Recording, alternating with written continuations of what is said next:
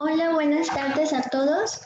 Les doy la bienvenida en nombre del Comité de Sumas por estar aquí el día de hoy y al licenciado Juan Luis Mora, quien el día de hoy nos estará hablando acerca de lo que es la diversidad sexual y derechos humanos. Él es licenciado en Derecho con una maestría en Amparo. Bienvenido, licenciado. Hola, ¿qué tal? Buenas tardes. ¿Sí me escuchó? Sí, sí se escucha. Hola, ¿qué tal? Buenas tardes. Muchas gracias por la invitación.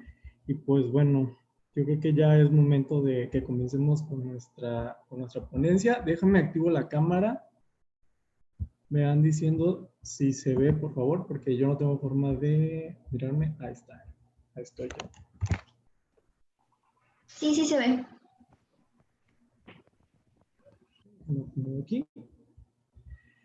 Bueno, les decía, ¿comenzamos entonces? Sí, así es. Ok. Muchas gracias, buenas tardes. Como ya me presentaron, soy el licenciado Juan Luis Mora Martínez, tengo 25 años, soy originario de Poza Rica, Veracruz.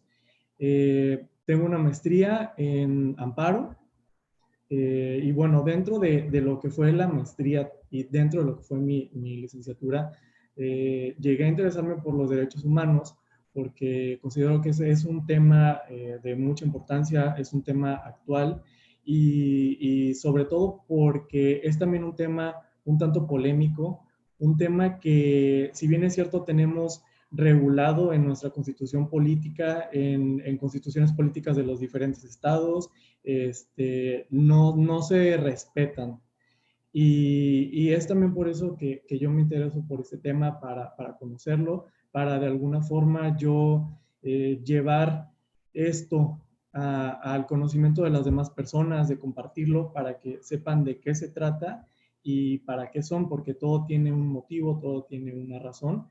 Y pues el día de hoy vamos a estar hablando sobre la diversidad sexual y los derechos humanos, como ya lo dijeron.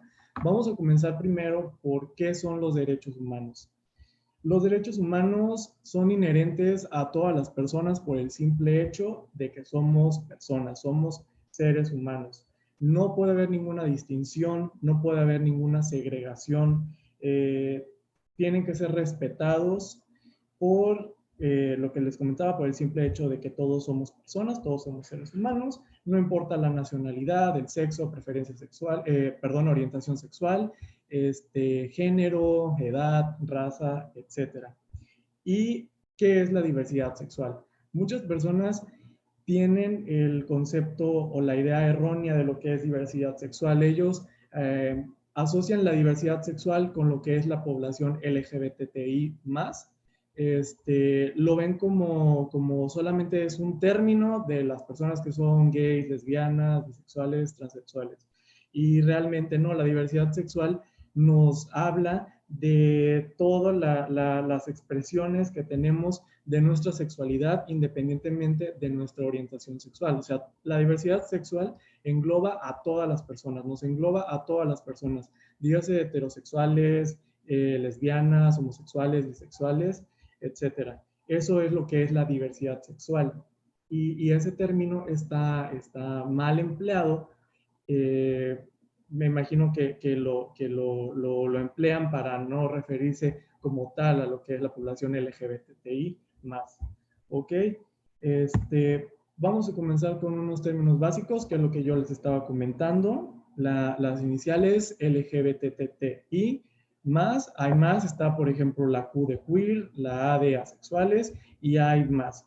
Platicaba yo con un amigo y él me decía que está muy ramificado, ¿no? O sea, ¿por qué? Porque van surgiendo otras expresiones, van buscando que se les reconozca la igualdad que todos tenemos por el simple hecho de ser humanos, como ya se los dije, y pues creo que estos términos son muy sencillos. Lesbiana, pues es la atracción romántica, sexual, que hay de una mujer con otra mujer. Gay, pues creo que también no hay mucho que decir. De lo mismo, una persona que siente la atracción sexual, romántica, que sea de un hombre hacia otro hombre, bisexual, puedes sentirte atraído hacia los dos sexos, un hombre o una mujer. Transexual, este término nos menciona a las personas que no se identifican con el sexo con el que ellos nacieron. En unos momentos vamos a platicar sobre lo que es sexo y lo que es género, pero y vamos a ver que realmente sexo pues es hombre, mujer, macho, hembra, y el género es una construcción social y va más allá de lo que es masculino, de lo que es femenino. Transgénero, lo mismo, son personas que no se identifican con el sexo con el cual nacieron. Travesti puede ser una persona que independientemente de sus preferencias sexuales, perdón, orientación sexual, gusta de vestir con ropa o de tener actitudes del género opuesto. Intersexual, antes llamados hermafroditas, son personas que presentan fisiológicamente características de los genitales tanto masculinos como femeninos, y se cambió el término a intersexual. Y es lo que les mencionaba sobre el sexo. También déjenme acomodar por acá. Listo. Lo que yo les mencionaba del sexo se refiere a los cuerpos asexuados de las personas. Son características biológicas con las cuales nosotros nacemos y se nos clasifica como hombre o como una mujer. Eso es el sexo. El sexo es algo biológico. Me imagino que por aquí hay muchos compañeros de ustedes que estudian medicina o que están en el área de la salud, y en esto no hay ninguna discusión, no hay algo más que decir, solamente son nuestras características biológicas, fisiológicas que tenemos, como un hombre, como una mujer, son los genitales que tenemos, una vagina, un pene, testículos. Y el género son nuestras ideas y comportamientos que definen a los hombres y a las mujeres y lo que se espera de ellos socialmente según la época y el lugar en donde se está viviendo. Aquí es en donde entramos un poquito ya en la controversia, porque basta con abrir Facebook o con abrir cualquier red social en donde haya una publicación referente a la población LGBTI+, y hay muchos comentarios discriminativos y de odio que dicen, pues es que, ¿saben qué? Aquí no hay de dos géneros, nada más hay dos. ¿Eres hombre o eres mujer? Entonces, esas personas, como pues yo les llamo, que están fanatizados y dejan de lado su lógica, su pensamiento, y ellos creen que género es hombre y una mujer.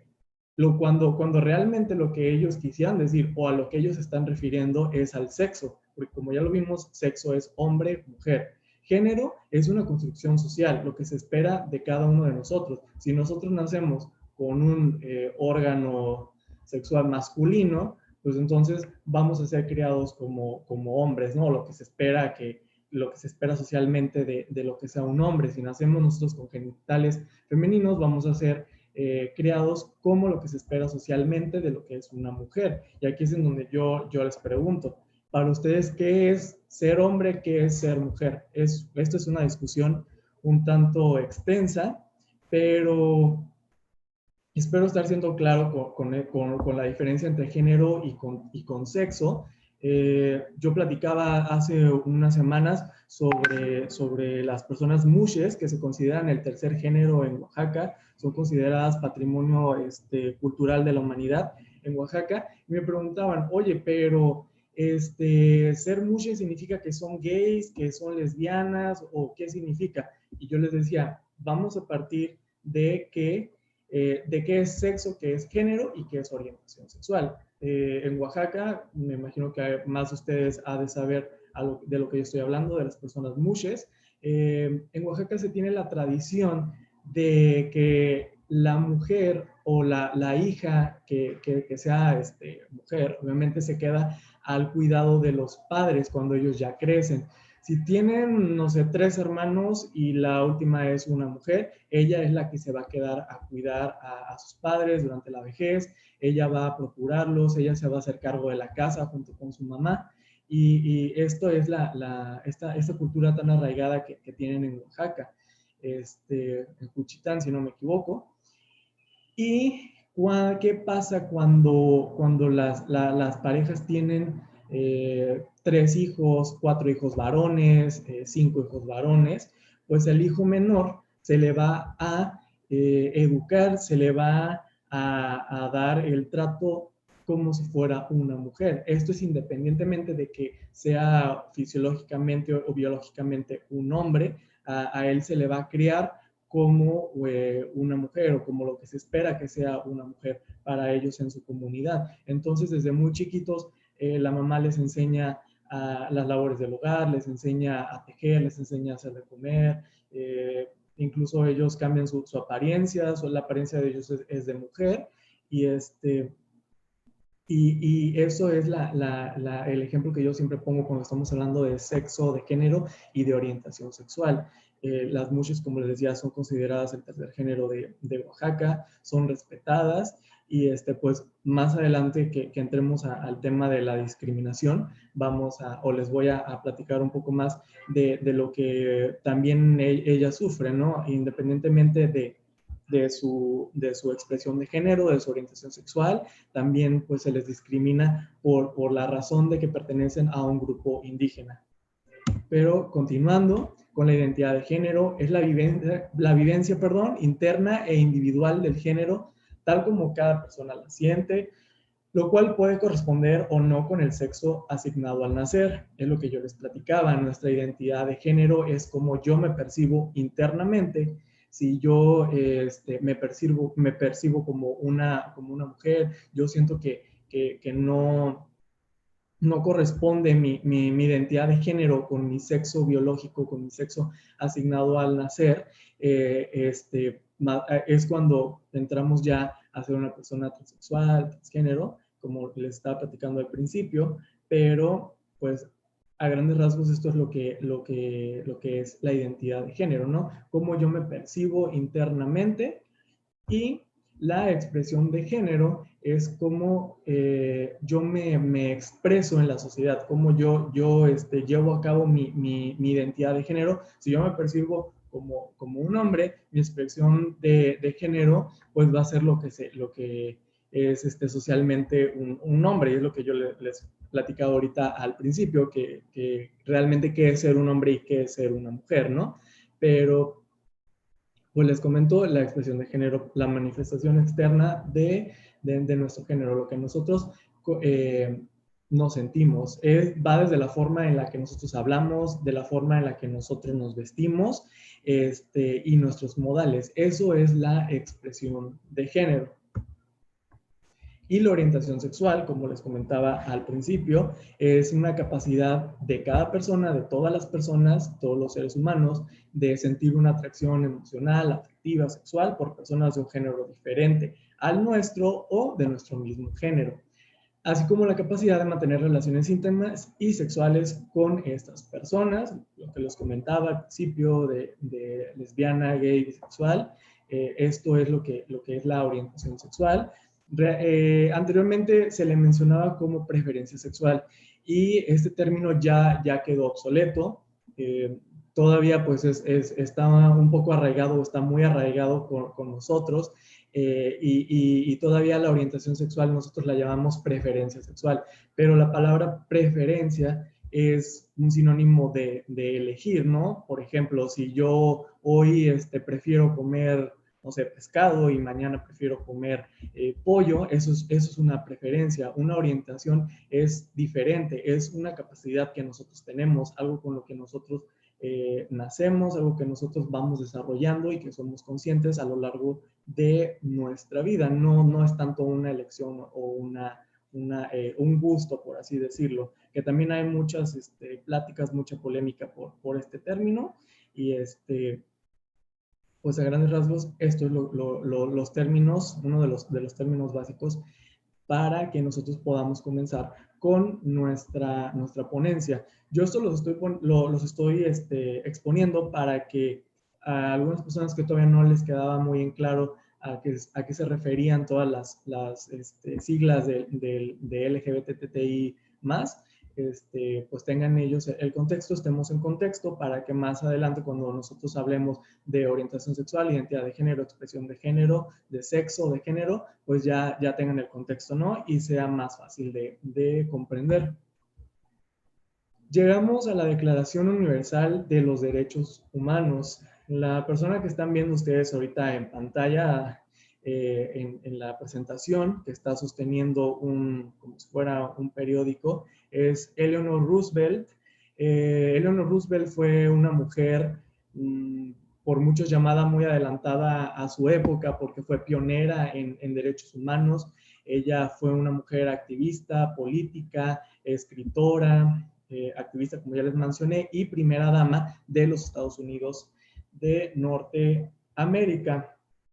Eleanor Roosevelt fue la primera también presidenta de la Comisión de Derechos Humanos de la ONU, de la Organización Nacional de las Naciones Unidas. Ella fue delegada también de Estados Unidos en la ONU, y ella fue una de las encargadas en redactar los 30 artículos de la Declaración Universal de los Derechos Humanos. Fue una mujer muy querida en su época, una mujer que todavía hasta nuestros días es recordada como una pionera en lo que es derechos humanos. Y en el periodo de John F. Kennedy, ella también se le otorgó una distinción dentro de su gobierno, que si mal no recuerdo, fue como la presidenta del estatus de la mujer en la administración de John F. Kennedy. Entonces, pues, ella fue una de las pioneras, ¿no? Y encargada de redactar los 30 artículos de la Declaración Universal de los Derechos Humanos, que a continuación vamos a estar viendo. El 10 de diciembre de 1948 se llevó a cabo en París la Asamblea General de las Naciones Unidas, en donde se aprobaron y se adoptaron los 30 artículos sobre derechos humanos considerados básicos por los entonces 58 estados miembros de la ONU. Recordemos que el fin de la Segunda Guerra Mundial y de la Alemania nazi fue por allá de 1945. Es bien sabido por todos toda la discriminación que hubo, todo el genocidio cometido en contra de judíos, de personas con discapacidades, de personas homosexuales, lesbianas. Es bien conocido por todos, ¿no? Todo lo que implicó el holocausto nazi, y llegó a su fin en 1945. Esto más que nada nace para nosotros no volver a cometer esos mismos errores y atrocidades que se cometieron en esa época, en donde las personas eran tratadas como una cosa, solo por el hecho de no ser considerado de la raza aria, por no ser considerado privilegiado. Entonces, de ahí es donde nace esto.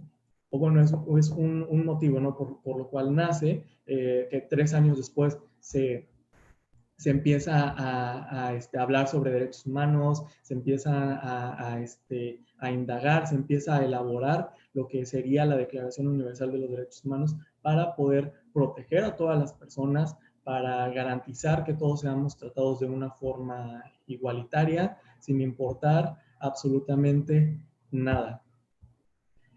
Y aquí les hago mención de uno de los primeros antecedentes referente a la Declaración a Derechos Humanos. Estas siglas que ustedes van a estar viendo como DDHH significa Derechos Humanos, DUDH, Declaración Universal de los Derechos Humanos, para que estemos en contexto. Estas son las abreviaturas, por lo cual si yo me refiero como a derechos humanos, ustedes van a poder ver en la pantalla ahí la abreviación, que es DDHH. Esto es meramente por una cuestión ortográfica, que al tratarse de una palabra en plural, es que se abrevia ocupando haciendo doble sus iniciales, ¿no? Entonces, esto meramente es algo gramatical, pero significa derechos humanos, y DUDH, Declaración Universal de los Derechos Humanos.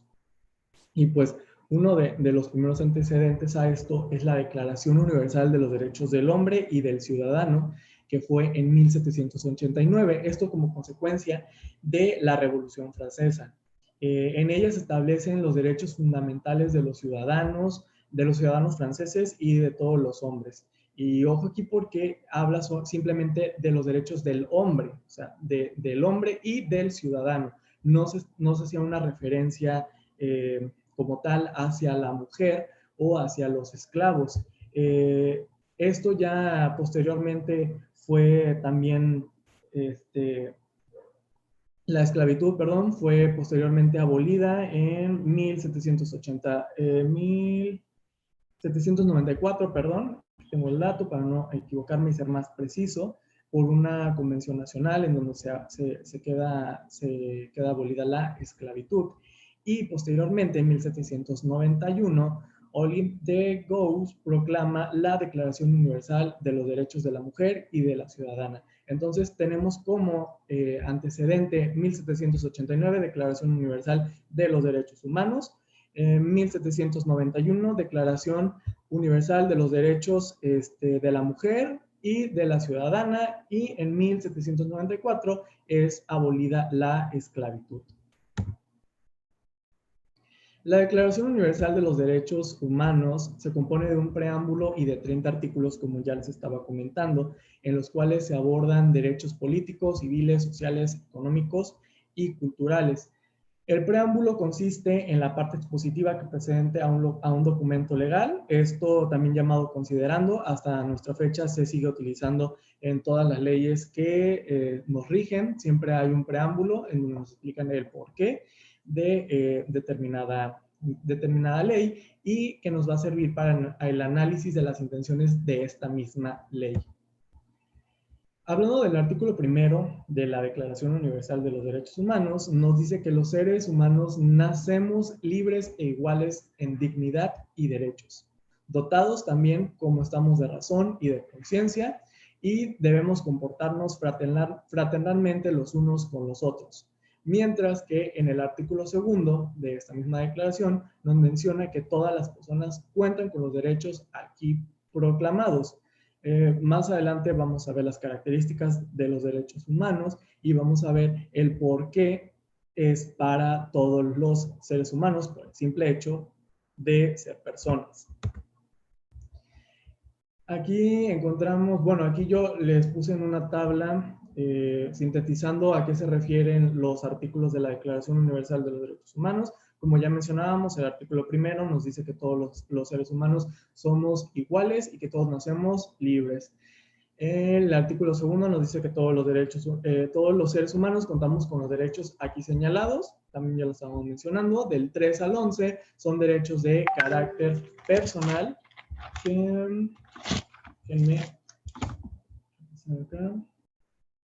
Son derechos de carácter personal, por ejemplo, la prohibición a la esclavitud, la tortura.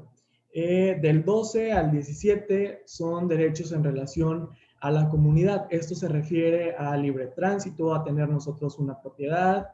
Y del 18 al 21 son derechos de pensamiento, conciencia, religión y libertad política. Del 22 al 27, derechos económicos, sociales y culturales.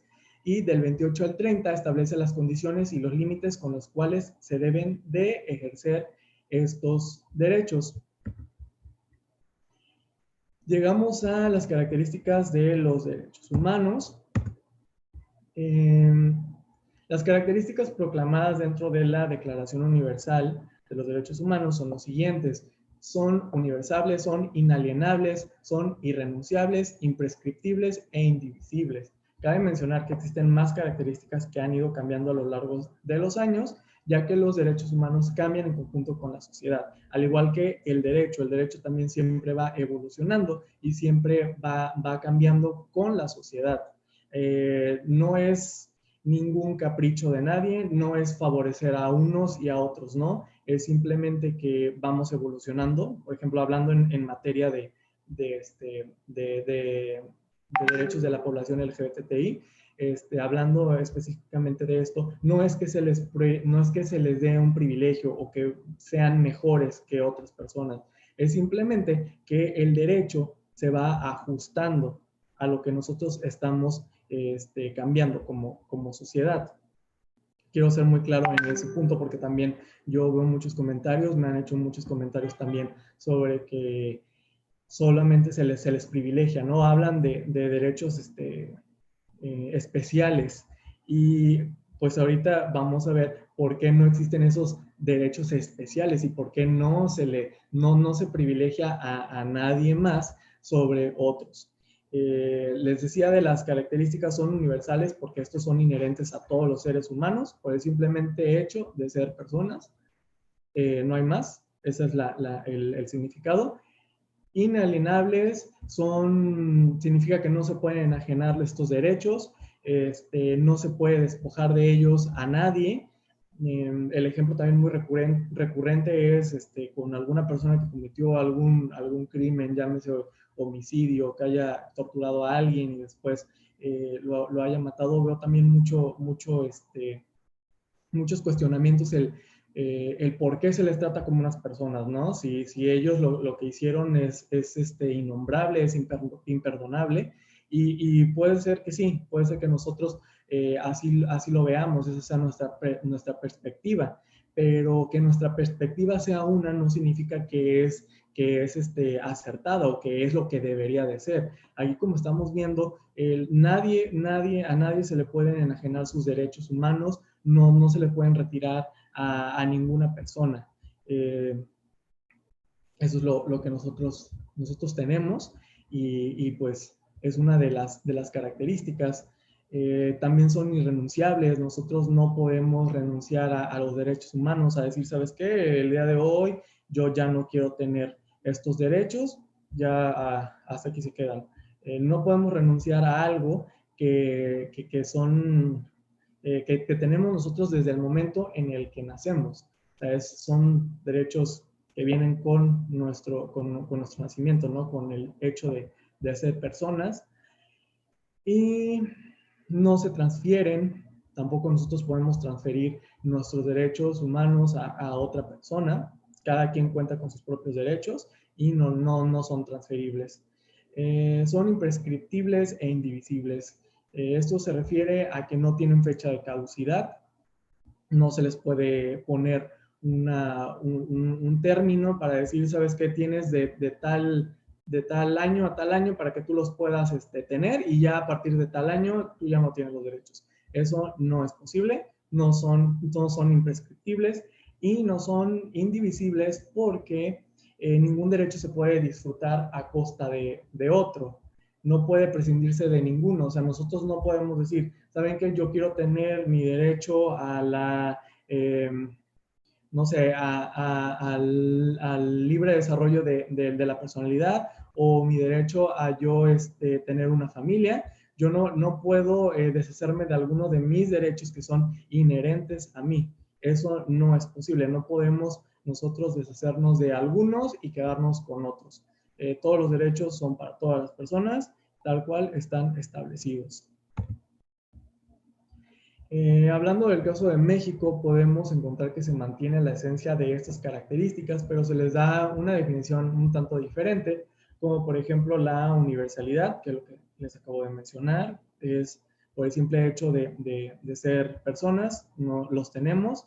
La interdependencia, todos se encuentran incluidos entre sí, se encuentran unidos entre sí, son indivisibles, no se pueden dividir, como ya les estoy mencionando, no puede haber uno sí, uno no. Y son progresivos. ¿A qué se refiere a que son progresivos? Hablando aquí de México, nos menciona sobre los derechos que nosotros ya tenemos reconocidos. No puede haber un retroceso en esos mismos derechos. Si a mí ya me fue otorgado un derecho, no puede venir, llámese una autoridad, llámese un particular, no puede venir a tratar de quitarme ese derecho que ya me fue reconocido. Por ejemplo, vamos a poner el caso del matrimonio igualitario. En Ciudad de México está legalizado desde 2010.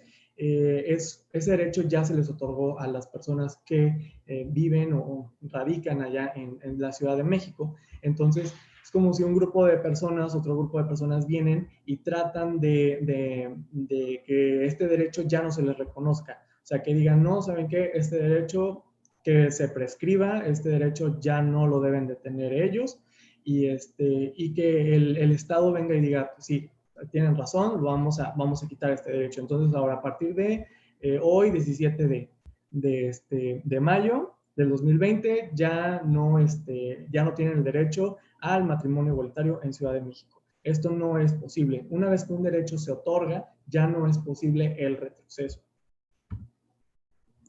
Y hablando de derechos humanos, aquí en México vamos a este apartado que es la reforma constitucional sobre derechos humanos, que fue en 2011. Vamos a ver aquí, el 10 de junio del 2011 entró en vigor la reforma constitucional de derechos humanos. Fue publicada en el Diario Oficial de la Federación. Dicha reforma modificó de manera sustancial el marco supremo de regulación de los derechos humanos en México y en ella se modificaron 11 artículos constitucionales. Aquí les estoy mencionando los 11 artículos que hubo una reforma hablando sobre derechos humanos. Comenzamos con el artículo primero, que nos está diciendo cuál es el alcance de estos derechos y a quienes se les reconocen. El tercero nos habla del derecho a la educación. El 11, el derecho al libre tránsito. El 15, el derecho a la no extradición de reos políticos. El 18, la prohibición de la prisión preventiva, que esto atenta contra la libertad, contra el derecho de la libertad de una persona. El 29 nos habla de la suspensión de los derechos humanos y sus limitaciones. Este artículo nos menciona en situaciones muy, muy específicas, por ejemplo, en el caso de alguna guerra, se puede declarar, o el Estado mexicano puede declarar una suspensión de ciertos derechos humanos. No quiere decir que vamos a quedar nosotros desprotegidos en esta materia. El derecho que no se puede suprimir o no se puede suspender nunca va a ser el derecho a la libertad, el derecho a la vida. Entonces, hay algunos que pudieran llegar a tener una suspensión tratándose de alguna situación de extrema necesidad en nuestro país, hablando de alguna guerra. O poniendo un ejemplo más específico en lo que estamos viviendo ahorita con la situación del COVID-19, por ahí yo leía con otros abogados de aquí de México, estaba leyendo un poco sus puntos de vista, ¿no? Porque había algunas personas que decían que si esta pandemia ameritaba la suspensión de nuestro derecho al libre tránsito, que como bien saben, pues todas las personas, todos los ciudadanos mexicanos y los nacionalizados mexicanos que estén aquí, gozamos con una libertad de tránsito. Nosotros podemos viajar de una ciudad, de un estado a otro sin que ninguna persona no se interfiera en esto, ¿no? Entonces es lo que ellos mencionaban, que si con este tema de la pandemia se podía suspender este derecho que tenemos nosotros a la libertad de tránsito para poder evitar más contagios, ¿no? Y quedarnos en nuestras casas, ya que fuera establecido en algún decreto para que fuera la suspensión. Todo esto lleva un procedimiento, el presidente tiene que estar con el Congreso, se tiene que deliberar y se tiene que ver si realmente lo amerita. Y pues como lo pudimos ver, no ameritó la suspensión de este derecho, ¿no? Que tenemos a la libertad de tránsito. Es a lo que se refiere el artículo 29 con la suspensión de los derechos y sus limitaciones. El 33 nos habla sobre las personas extranjeras. El 89 nos habla de las facultades y las obligaciones de nuestro presidente. El 97 de los magistrados y jueces de distrito. El 102 sobre la organización de la Fiscalía General de la República, antes Procuraduría General de la República, y el 105 de la Suprema Corte de Justicia de la Nación. Yo siempre trato de invitar a las personas que, aunque tú no te dediques al ámbito jurídico, aunque tú no hayas estudiado derecho, que tú creas que no tienes nada que ver con este ámbito, siempre los invito a que tomen su constitución política, que vean los artículos, que vean lo que se establece, que vean cuáles son nuestros derechos, cuáles son nuestras obligaciones, cuáles son las obligaciones de nuestros representantes, en este caso del presidente, que vean. Yo siempre trato de invitarlos porque esto no es simplemente si tú estudias derecho o si tú tienes algo que ver o estás relacionado con el ámbito jurídico. Esto es algo que nos corresponde a todas las personas como ciudadanos mexicanos, el conocer todos estos derechos y de verdad que si todo lo hiciéramos, pues otra cosa sería, ¿no? Entonces sí les quiero hacer mucho hincapié en que la Constitución está ahí para todos los ciudadanos, no está nada más para los abogados, es para todos los ciudadanos mexicanos, para que conozcamos nuestros derechos, nuestras obligaciones, al igual que los derechos y obligaciones de nuestros representados. Y bien, regresando un poquito acá, gracias a esto, los derechos humanos reconocidos en los tratados internacionales tienen estatus constitucional. Cabe destacar que la reforma fue promovida por organizaciones de la sociedad civil, personalidades destacadas de la academia y organismos internacionales de derechos humanos. México es uno de los países que tienen más tratados internacionales sobre derechos humanos firmados y ratificados. Estos tratados se llevan a cabo en algunas convenciones internacionales en donde los estados partes lo firman y lo ratifican. Gracias a la reforma, gracias a la reforma que hubo en 2011, todos los tratados internacionales referentes a derechos humanos que el Estado mexicano ha firmado y ha ratificado tienen el carácter de constitucional. Muy rápidamente les explico cómo estamos organizados o cuál es la jerarquía de las leyes aquí en nuestro país. En primer lugar tenemos a la Constitución Política de los Estados Unidos, que es nuestra Constitución, ¿no? Nuestra suprema ley, por así decirlo. Los tratados internacionales, gracias a la reforma, se igualan a la Constitución. Entonces, esto quiere decir que la Constitución los reconoce, los protege y todo el Estado mexicano y todas las personas estamos obligados a respetarlos y ver, bueno, sobre todo el Estado le corresponde velar porque se cumplan y por difundir lo que son, etcétera, que ahorita más adelante les voy a hablar un poco más sobre eso. Y pues a grandes rasgos es esto. Tenemos unos aspectos a destacar de la reforma. Se adopta el concepto de derechos humanos en lugar de garantías individuales. Esto anteriormente se llamaban garantías individuales y nos decían que el Estado lo otorgaba a todos sus gobernados. O sea, nosotros no éramos ciudadanos, nosotros éramos gobernados. Esa era nuestra calidad antes de la reforma. Y el Estado nos otorgaba a nosotros unas garantías individuales como gobernados. Esto cambió, obviamente, aquí con la reforma, y antes también, perdón, se tenía la discusión sobre si las garantías individuales las podía violar un particular o simplemente eran violadas por el Estado, por las autoridades. Ese tema pues fue también en su momento muy discutido, el si se podía llegar a ser una violación de nuestras garantías individuales anteriormente de un particular a otro particular. Ahora con la reforma que ya nos está hablando sobre derechos humanos, puede haber una violación de derechos humanos entre un particular con el otro, que claro, siempre va a haber violaciones que solamente el Estado, las autoridades van a cometer contra nosotros, contra los ciudadanos, y va a haber algunos otros derechos que igual los vulnere un particular, y va a haber algunos derechos mixtos que puedan ser vulnerados por una autoridad y por un particular. Se reconocen los derechos humanos establecidos en los tratados internacionales, como ya les decía. Se señala que los derechos humanos son reconocidos en lugar de otorgados, que posteriormente se otorgaban o se decía que se nos otorgaban a nosotros como gobernados. Se alude a los principios de universalidad, interdependencia, indivisibilidad y progresividad, lo que ya estábamos hablando, son las características de los derechos humanos.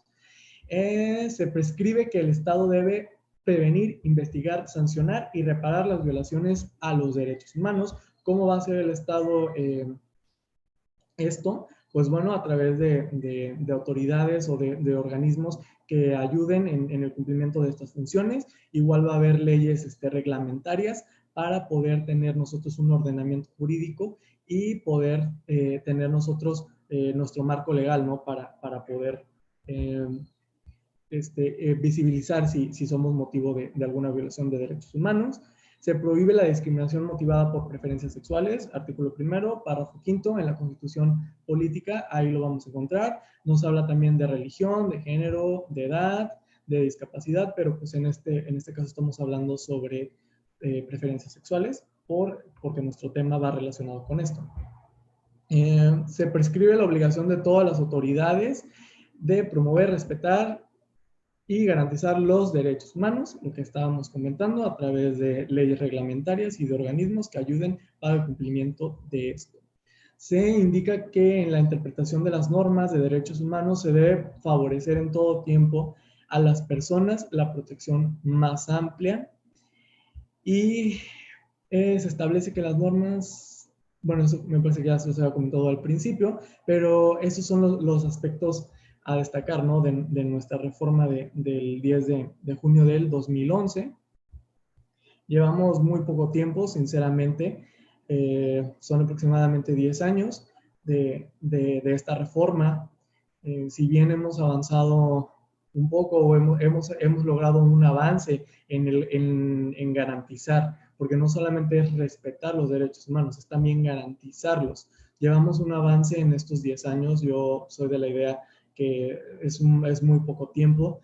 Nuestra sociedad todavía se está adaptando a todos estos nuevos conceptos, a todo esto nuevo que la reforma nos vino a traer en el 2011, y pues poco a poco vamos a ir mejorando en todo lo que es el respeto de los derechos humanos y sobre todo garantizarlos, que es muy importante también garantizar los derechos humanos. El artículo 1 de la Constitución Política dice: en los Estados Unidos mexicanos, y se los voy a leer textual, en los Estados Unidos mexicanos todas las personas gozarán de los derechos humanos reconocidos en esta Constitución y en los tratados internacionales de los que el Estado mexicano sea parte, así como de las garantías para su protección, cuyo ejercicio no podrá restringirse ni suspenderse, salvo en los casos y bajo las condiciones que esta Constitución establece, hablando del artículo 29 constitucional. Queda prohibida toda discriminación motivada por origen étnico. Este es párrafo 5 del artículo 1 de la Constitución. Queda prohibida toda la discriminación motivada por origen étnico, nacional, el género, la edad, las discapacidades, la condición social, las condiciones de salud, la religión, las opiniones y las preferencias sexuales.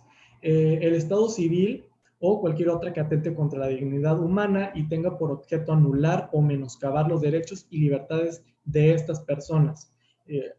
Como ustedes, bueno, ya saben, lo comenté en este momento, se agrega el término de las preferencias sexuales, que posteriormente o anteriormente, perdón, no se encontraba dentro de este artículo de la Constitución. Y vamos a nuestro tema de derechos humanos en México. Permítanme. Perdón, porque hablo y también necesito tomar agua. Bueno, regresando a los derechos humanos en México. Ya tenemos el contexto de dónde está regulado, ¿no? Los derechos humanos. Ya tenemos ese contexto, ya sabemos que está en nuestra Constitución y que a los tratados internacionales también se les otorga la calidad de constitucionalidad, y se equipara a lo establecido en nuestra Constitución. En México los derechos humanos están garantizados en diversos ordenamientos jurídicos, por ejemplo la Constitución, disposiciones de la materia en 32 entidades federativas, en nuestros tratados internacionales, leyes reglamentarias y normas oficiales mexicanas. Como les comentaba hace un momento, México es de los países con más tratados internacionales firmados y ratificados en materia de derechos humanos. No basta simplemente con firmar un tratado, se tiene que ratificar. ¿Por qué? Porque ese es un procedimiento que se tiene que seguir para que el Estado que está haciendo parte pues lo pueda llevar a cabo. Es muy diferente simplemente ser un Estado que firma un tratado internacional no se está obligando a cumplir lo que dice dicho tratado, porque no está ratificado, no se ratifica en una asamblea, en una convención. Es el caso de Estados Unidos, que Estados Unidos también tiene firmados varios tratados internacionales relacionados a derechos humanos, pero no los tiene ratificados. Y tan es así que en Estados Unidos la pena de muerte no está prohibida. Nosotros aquí en México tenemos prohibida la pena de muerte, y también es un tema que causa mucha polémica, porque regreso a lo mismo. Como nosotros hablamos desde nuestra percepción, desde nuestra perspectiva, nosotros hablamos y decimos, no, es que tal persona, como es un delincuente, como es un violador, como es un narcotraficante, deberían de matarlo. ¿Por qué? Porque él ya le causó un dolor muy grande a una familia, a personas. Y sí, yo no estoy en contra de eso, eso es un hecho.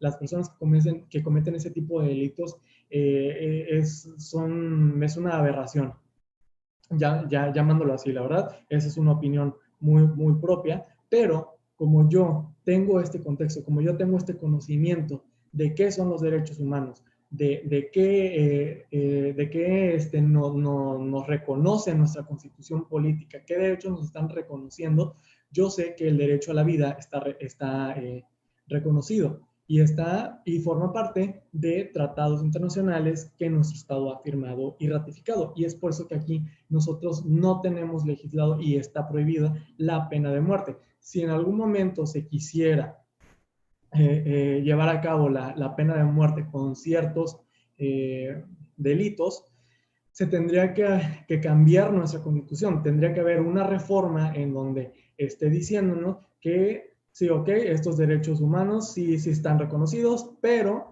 este derecho a la vida queda suspendido. Entonces, pues, como ya sabemos, no se puede tener unos derechos y otros quitarlos.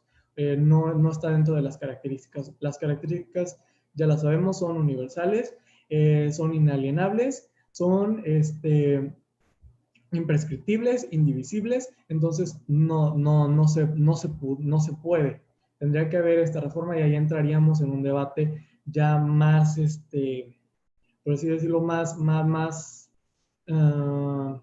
polémico sobre todo esto. Entrarían cuestiones ya, cuestiones morales, cuestiones religiosas y todo esto, ¿no? Es lo que entraría en ese ejemplo. Pero bueno, regresando a esto, ese es el ejemplo de por qué un tratado se tiene que firmar y se tiene que ratificar. Si simplemente está firmado, realmente ese Estado no está obligado a llevarlo a cabo.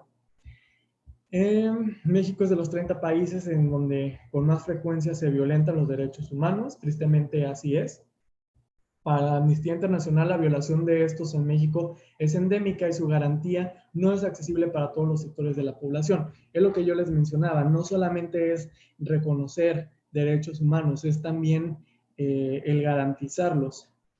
Todo esto está establecido en nuestra Constitución, en diferentes leyes que posteriormente vamos a ver, pero aquí es muy importante el garantizarlo. Regreso a lo mismo, tenemos poco tiempo con esta reforma, han sido 10 años, se ha logrado un cambio positivo, pero todavía seguimos en esa lucha para poder garantizarlos, porque siendo sinceros no llega a todos los sectores de nuestra población. Entonces, aquí sí tenemos que tener bien en claro que además de reconocerse los derechos, se tienen que garantizar por parte del Estado. El Estado mexicano está obligado a garantizarlo. Por ejemplo, está hablando del derecho a la vivienda. Se ha también últimamente llamado el derecho humano al acceso al Internet, que les pudiera parecer como que un tanto sin sentido, ¿no? Pero eso ya se da. en nuestra actualidad. ¿Por qué? Porque precisamente nosotros vamos evolucionando, nos vamos modernizando, nos vamos globalizando, entonces el Internet ya forma parte también de nosotros.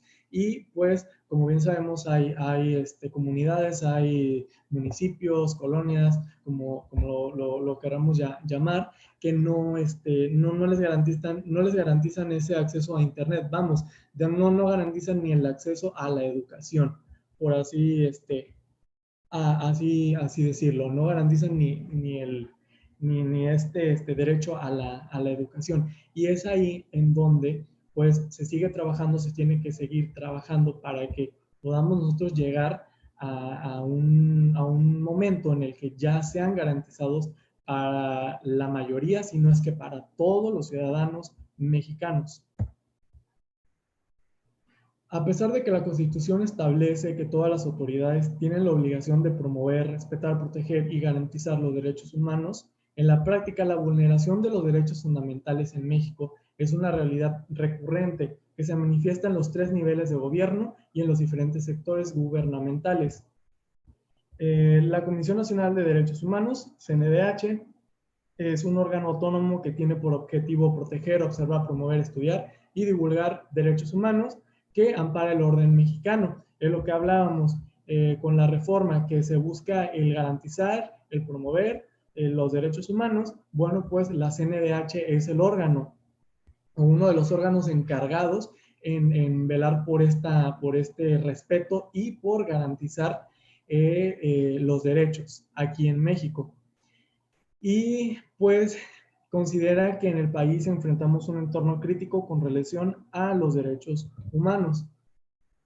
Esta situación crítica se deriva principalmente de la inseguridad, la violencia, la falta de cumplimiento y aplicación de la ley, la corrupción, impunidad, así como ausencia de mecanismos efectivos de rendición de cuentas, panorama expuesto en 2019 por el entonces presidente de la CNDH, Luis Raúl González Pérez, y ahorita más adelantito vamos a estar viendo algunos datos que tomé de este mismo informe del 2019 del expresidente de la CNDH, que aquí podemos ver cuáles son las principales causas, ¿no? La inseguridad, la violencia. Les digo, tenemos todavía muchísimo por hacer en este tema para nosotros garantizarlos, pero pues no dudo que con el paso o con el transcurso de los años se vayan garantizando a la mayoría, sino es que a todas las personas.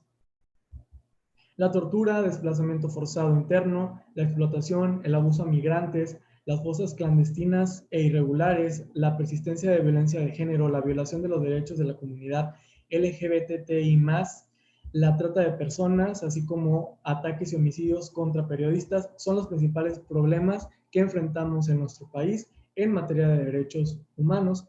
Les repito, aquí como nuestro tema va enfocado hacia la población LGBTI+, es que nos estamos refiriendo simplemente a esto, pero de que se vulneran más derechos humanos de todos los ciudadanos, se vulneran, y aquí como podemos ver, esos son los principales problemas que nosotros enfrentamos según la CNDH, hablando en general de la vulnerabilidad de derechos humanos en México.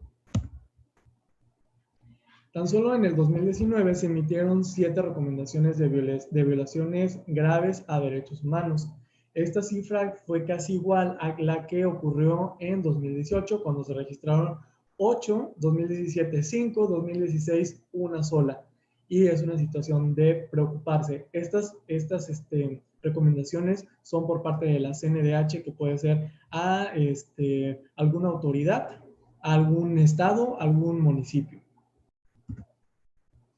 Y hablando de recomendaciones ordinarias, en 2019 se emitieron 90 de estas, las cuales 78 fueron dirigidas a autoridades, y las 6 que fueron destinatarias de mayor número de recomendaciones durante este periodo son las siguientes.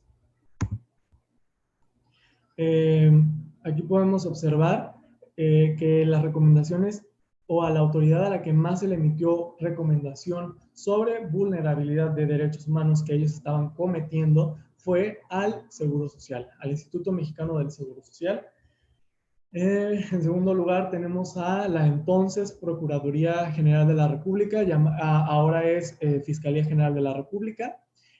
Tenemos a la Comisión Nacional de Seguridad con 10 recomendaciones, la Fiscalía General del Estado de Chiapas y la Secretaría de la Defensa Nacional con 5, y con 4 cada una, todo lo que fue gobernador de Chiapas, gobernador de Veracruz, la SEP, Semarnat y Semar.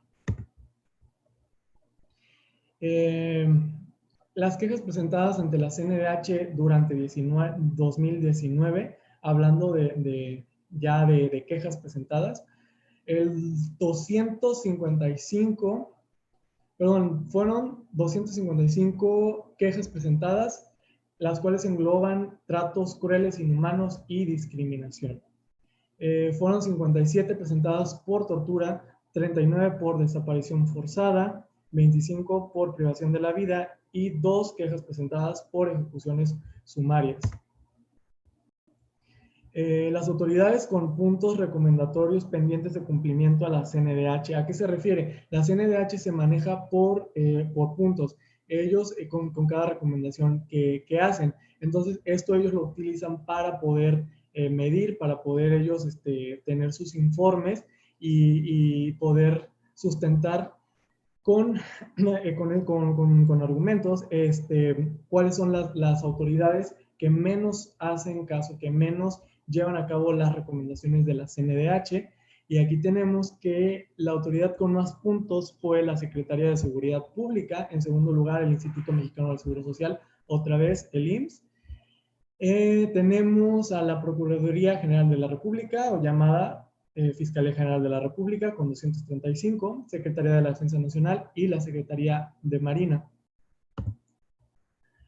Hablando sobre gobiernos, porque como les mencionaba, también la CNDH no solo hace recomendaciones a autoridades, también lo puede hacer hacia estados. Entonces, aquí tenemos al estado de Guerrero en el primer lugar con 109 puntos recomendatorios pendientes de cumplir. En segundo lugar tenemos a Chiapas con 76, Tamaulipas en tercero con 76 puntos, Oaxaca con 59 puntos y Coahuila con 55 puntos. Eso quiere decir que son las autoridades que menos, que son los estados que menos llevan a cabo las recomendaciones de la CNDH.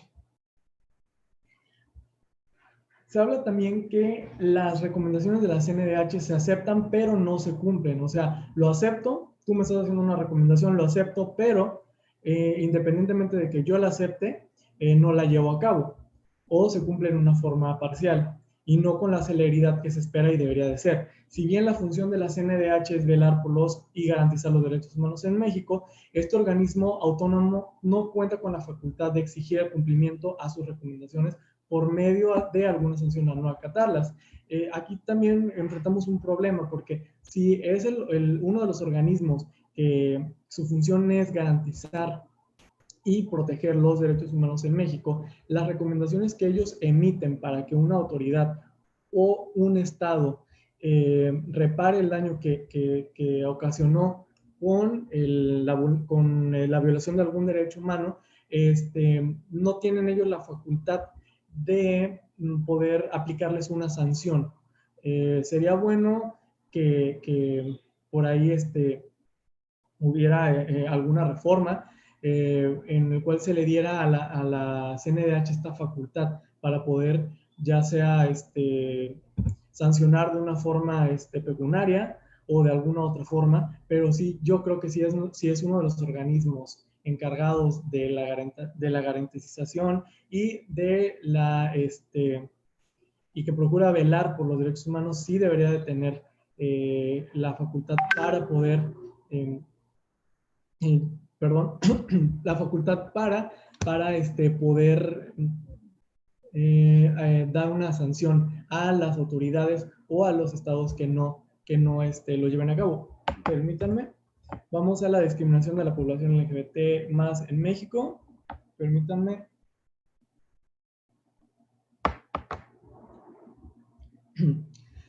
En este tema vamos a abordar lo que es la discriminación ya en concreto a la población LGBTI más en México. Ya vimos los antecedentes, ya tenemos el contexto de qué son derechos humanos, qué es diversidad sexual, ya tenemos el antecedente de en dónde están garantizados, qué órganos es el encargado, qué leyes son las encargadas para garantizar y para proteger los derechos humanos en México. Entonces, vamos a pasar a este tema en concreto. Y comencemos hablando, ¿qué es la discriminación? Es un fenómeno social que vulnera la dignidad, los derechos humanos y las libertades fundamentales de las personas. Yo creo que todos los que estamos aquí conectados en algún momento nos hemos sentido discriminados por algún motivo o también hemos discriminado a otra persona por algún motivo. Me gustaría saber, no tengo yo aquí forma de leer los comentarios, pero me gustaría que saber ustedes qué discriminación conocen, qué tipo de discriminación saben que existe, que va desde la edad, que va desde el género. Me gustaría saber ustedes cuál es su concepto de discriminación, cómo ven la discriminación, o sea, qué ejemplos de discriminación ustedes pudieran darme. Eso me gustaría mucho por ahí en los comentarios si lo quieren escribir, y posteriormente ya los estaré viendo y los comentamos. La discriminación es una conducta progresiva que se aprende y reproduce hasta legitimarse, afectando a las personas por distintas causas. Sus efectos pueden acumularse e incrementarse, produciendo daños mayores y dando lugar a nuevos problemas y a una mayor discriminación. Nosotros no nacemos discriminando, nosotros aprendemos a discriminar. Eso es la realidad. Ninguna persona va a nacer con ese sentimiento para discriminar, ¿no? O con eso en su pensamiento. La discriminación evoluciona, nos dice que evoluciona. ¿Por qué? Porque adopta nuevas formas, nuevas modalidades y obedece a diversas causas, pero el resultado siempre es el mismo y es la negación del principio de igualdad y la violación de los derechos humanos.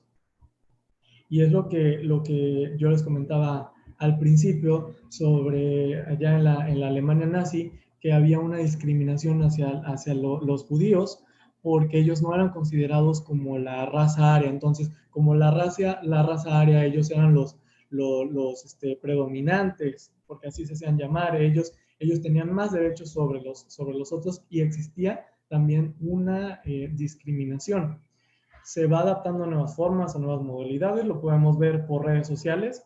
Antes pues se discriminaba, no sé, en la vía pública, cuando tú ibas a buscar algún servicio del sector salud, por ejemplo, se le discriminaba, no se le daba el acceso a este servicio, incluso en restaurantes. Antes era las formas, ¿no? y los modos en los cuales se llevaba a cabo esta discriminación, pero pues como todo va cambiando, vamos evolucionando para bien, para mal, y pues ahora por redes sociales podemos encontrar muchísima discriminación, ya sea Facebook, Twitter, Instagram, como ustedes le quieran llamar, y es esta nueva forma, ¿no? que se encontró para seguir discriminando, pero sin importar la forma ni el modo, siempre la discriminación es lo mismo y es una negación del principio de igualdad y violaciones a nuestros derechos humanos. La discriminación tiene su origen en los estigmas, los cuales se construyen socialmente a partir de una condición, atributo, rasgo o comportamiento que hace que quien lo porta se incluya en un grupo social hacia quienes se genera una respuesta negativa y se les ve como culturalmente inaceptables o inferiores. Es lo que comentábamos. Yo puedo discriminar a una persona, no sé si voy por el centro de acá de Costa Rica, que sí, las personas que nos están viendo de Costa Rica, y yo creo que también del lugar en donde nos estén viendo, casi siempre hay algunas personas de comunidades indígenas que están ahí ellos pues vendiendo sus verduras, vendiendo fruta, tratando de ganar su dinero, de trabajar, de llevar su sustento. Y desgraciadamente pues hay muchas personas que los ven como personas inferiores, que los ven menos, ¿no? O sea, nosotros nos creemos porque como yo vengo vestido de camisa de manga larga y tú vienes con tu traje típico, pues entonces, qué asco, ¿no? O por ejemplo, yo como soy una persona heterosexual, vengo y discrimino a una persona que es homosexual, que es lesbiana, porque guácala, porque que eso no es natural, porque eso no está, no es correcto.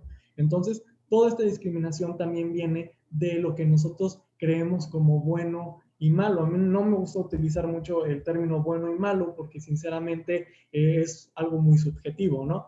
Pero pues toda la discriminación y estos estigmas vienen de ahí, vienen de lo que nosotros consideramos bueno, de lo que consideramos malo y de ver como personas inferiores a alguien que sea diferente a nosotros. Aquí hablando del estigma, es un proceso más social que individual, el cual se legitima a partir de clasificaciones binarias tales como bueno y malo, moral e inmoral, lo que estábamos platicando. El estigma se basa en categorías como la edad, la clase social, el color de la piel, el grupo étnico al que se pertenece, a las creencias religiosas, las preferencias sexuales, etc.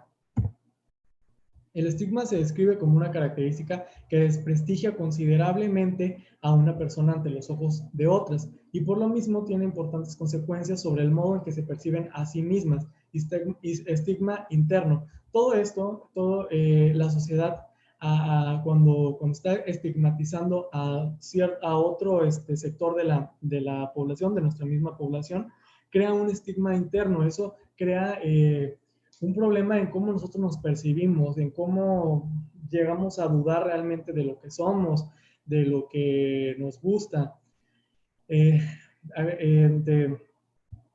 Crea mucho este conflicto con nosotros y gracias a este conflicto interno que provoca la sociedad al estar estigmatizando, al estar discriminando, se derivan más problemas que puede ser suicidio, que puede ser un ataque contra nosotros mismos, ¿no? O sin llegar a suicidarse, pero es lo que provoca. Y hablando sobre la discriminación a las personas LGBTI más, es más visible la discriminación por identidad o expresión de género.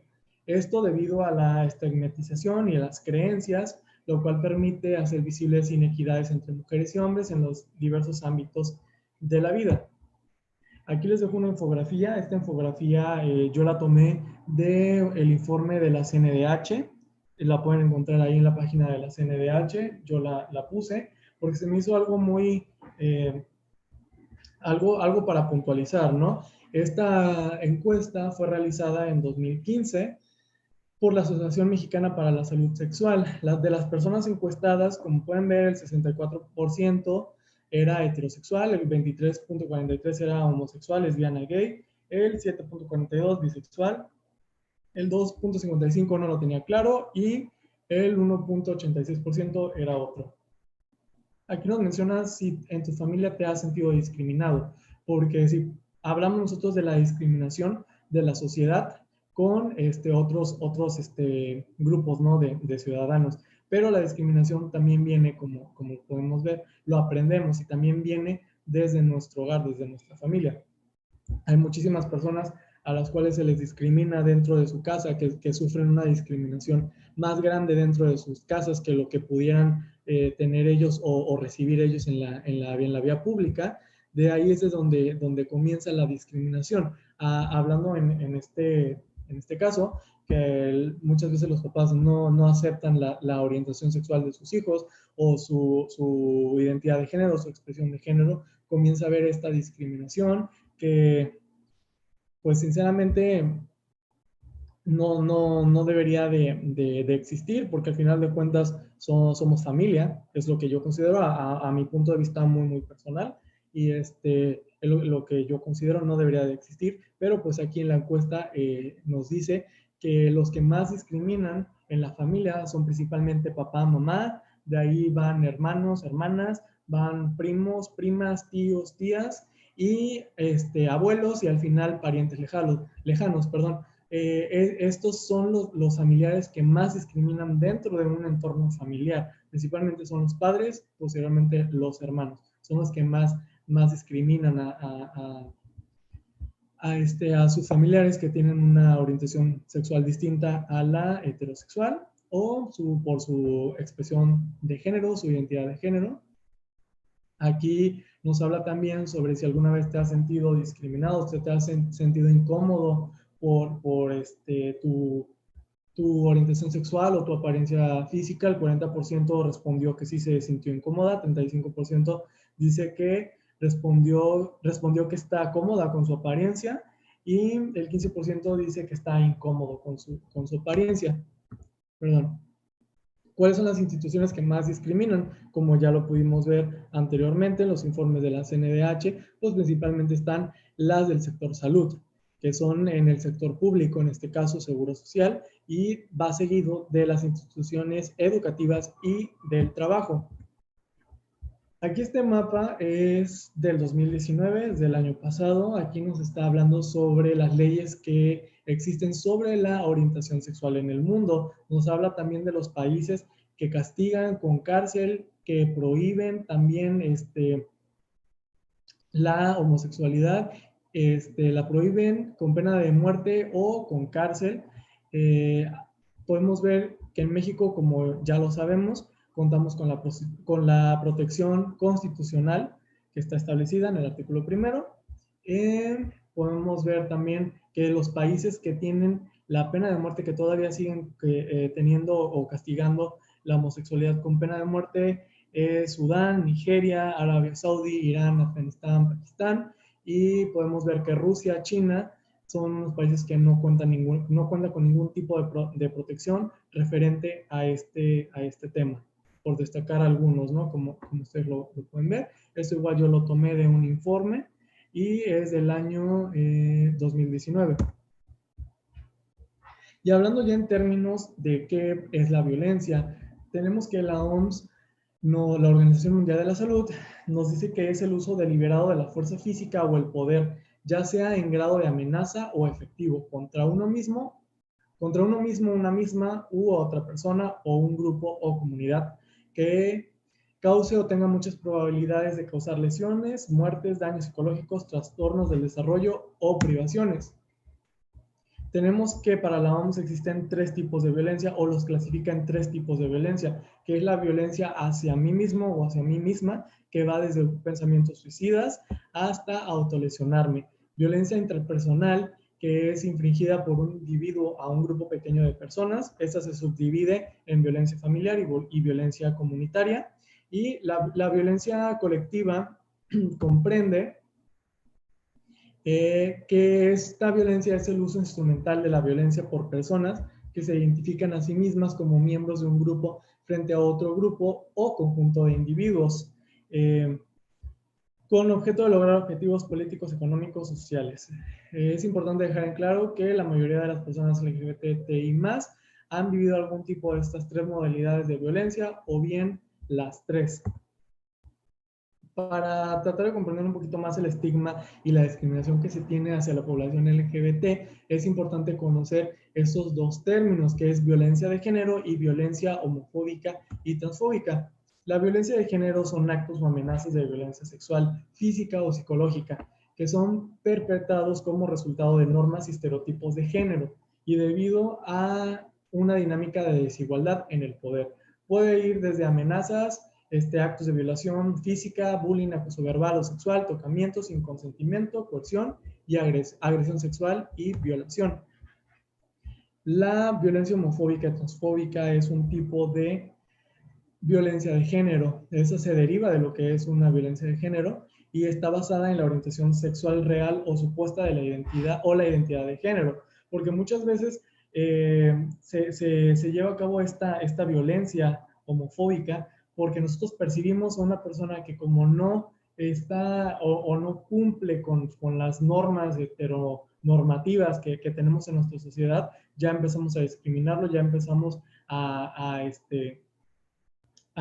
estigmatizarlo sin siquiera nosotros ser conscientes o saber realmente cuál es su orientación sexual o cuál es su identidad de género.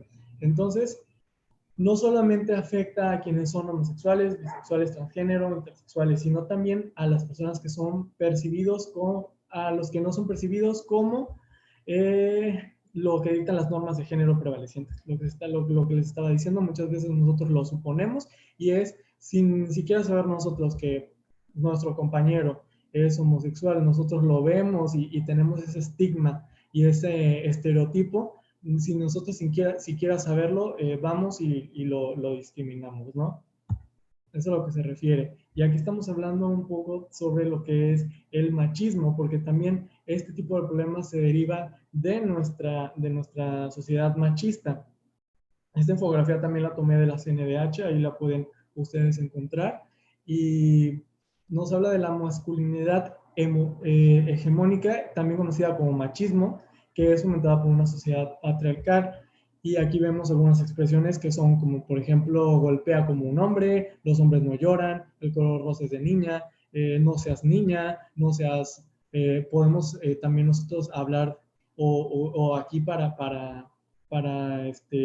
agrandar más estos términos, podemos también utilizar términos como no seas puto, no seas maricón, no seas joto, o podemos decir pinche joto, podemos decir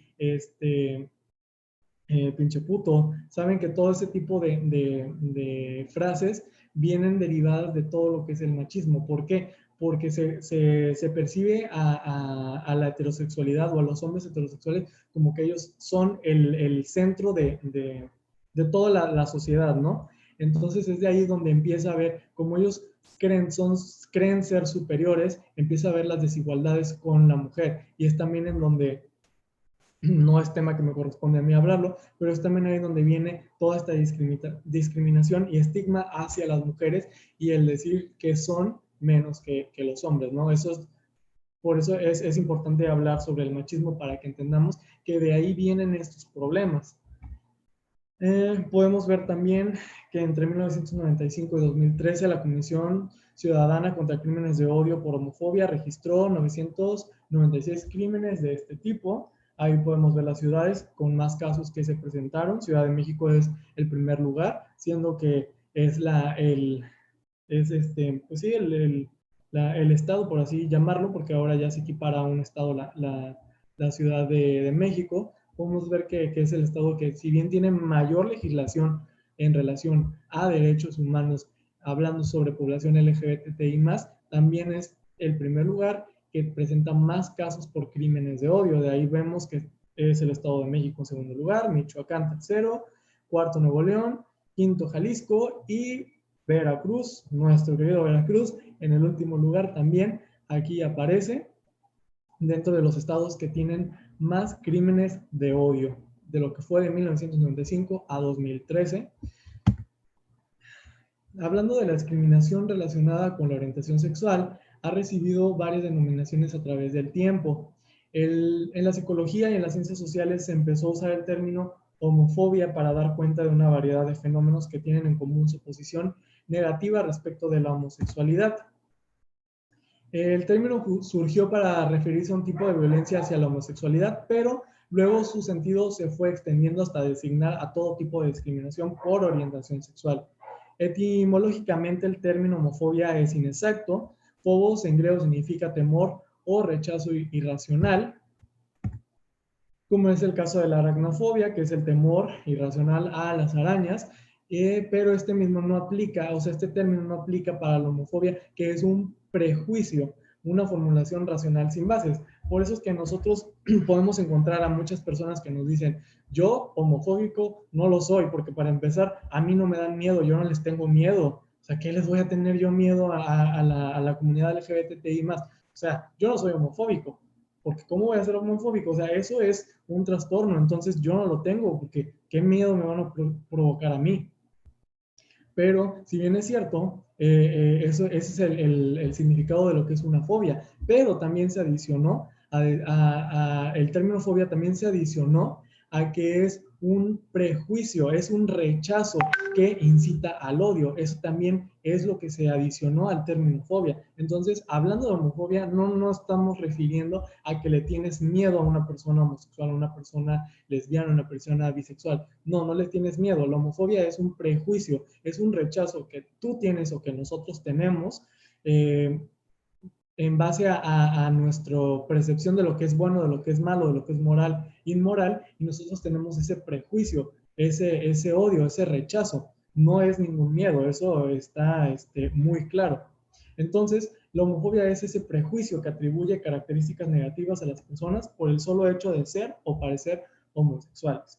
¿Ver? Eso es lo que yo me estoy refiriendo. Espero que quede claro este término, porque es uno de los términos que más se mencionan y que más se mencionan, pero sin saber realmente cuál es su significado. Entonces espero que quede claro este término. No es un miedo irracional, es un prejuicio. La homofobia no es ningún miedo irracional, es un prejuicio que nosotros tenemos, es un rechazo hacia una persona de la población LGBT y más. No es ningún miedo. La población LGBTI+ ha sido denominada como minoría sexual, término no necesariamente adecuado, ya que hoy por hoy no existe un censo al respecto para determinar su cantidad y condición de minoría. En México en muchas ocasiones ha sido marginada por diversos sectores de la sociedad. También tenemos que este término es muy utilizado, también es de los más utilizados, diciendo son minorías, ¿cómo es posible que el Estado les garantice o le cumpla los caprichos a esas minorías? Ahora nosotros ya sabemos que el Estado no está garantizando ningún capricho, el Estado lo único que hace es reglamentar en su ordenamiento jurídico situaciones que no estaban reglamentadas. Punto, no hay más. Eso es lo que hace el Estado. No son derechos preferenciales a nadie, no son caprichos, no es ninguna locura, como también le llaman. No, el Estado eso es su función y eso es lo que hace, garantizar derechos humanos, protegerlos y velar por que no se violen, al igual que añadir al ordenamiento jurídico esas situaciones que no estaban añadidas anteriormente. El término minoría se utiliza también como un término despectivo para hacer creer que la población LGBTI+ es una población muy pequeña, entonces esto pues sigue creando el estigma, la discriminación, de decir eso es un grupo aparte. Eso no es cierto, eso no pasa, casi no pasa, ¿no? Sabemos que no es verdad y hasta ahora no tenemos ninguna encuesta, no tenemos ningún censo que nos pueda decir que realmente son una minoría. Lo mismo pudiéramos hablar con minorías de creyentes que no sean católicos, o sea, pudiéramos hablar, no hay un censo que nos diga realmente si son una minoría, no lo existe hasta ese momento y es simplemente un término que se utiliza para seguir nosotros discriminando, para referirnos a la población LGBTI más. Pero aquí lo más delicado es que los agravios que se cometen en contra se consideran unas conductas aceptadas socialmente solamente por el hecho de tener una orientación sexual o una identidad o expresión de género distinta a la heterosexual. Y en varios casos dichas conductas, además de ser violatorias de derechos humanos, constituye delitos como la discriminación, lesiones y homicidios. Eso es lo preocupante. Y esto es en lo que debemos de tener mucho cuidado y debemos de crear conciencia como sociedad. Nosotros, llámesele por nuestras creencias religiosas, por nuestra perspectiva de lo que es bueno o malo en moral, nosotros podemos llegar a ser violentos con alguna persona que sea homosexual, lesbiana, bisexual, ¿no? Y la misma sociedad nos lo está aceptando. El que yo venga, golpee a una persona, o que golpee a dos chicos que van agarrados de la mano en la calle, eso la sociedad lo ve, lo acepta, el decir, acepta esa violencia. ¿Por qué? Porque dicen, es que eso es antinatural. Entonces, ¿cómo es posible que nosotros tengamos normalizado y tengamos aceptadas esas conductas que son violencia, que incitan a un odio? Entonces, ahí sí yo creo que tenemos todavía muchísimo que hacer como sociedad para evitar esto. No es posible que tengamos esa aceptación, ¿no? O sea, no es posible que se acepte una violencia, pero no se acepte que dos personas puedan amarse, dos personas puedan darse un beso en la calle y puedan ir agarradas de la mano. O sea, eso es en lo que sí a mí me preocupa bastante, que como sociedad, pues, tengamos normalizado esta violencia, ¿no? Y violencia en general, porque también eso existe en más sectores. Pero pues como lo podemos ver también, tenemos reglamentado este tipo de acciones o de conductas violentas, también son tipificadas como delitos y lo tenemos en nuestros códigos, que posteriormente vamos a hablar cuáles son los ordenamientos jurídicos, ¿no? Donde los podemos encontrar. Aquí hablamos sobre que los principales hechos violatorios y delitos denunciados son discriminación por orientación sexual o identidad o expresión de género. En el ejercicio indebido de la función pública, detención arbitraria, maltrato, incitación a la violencia.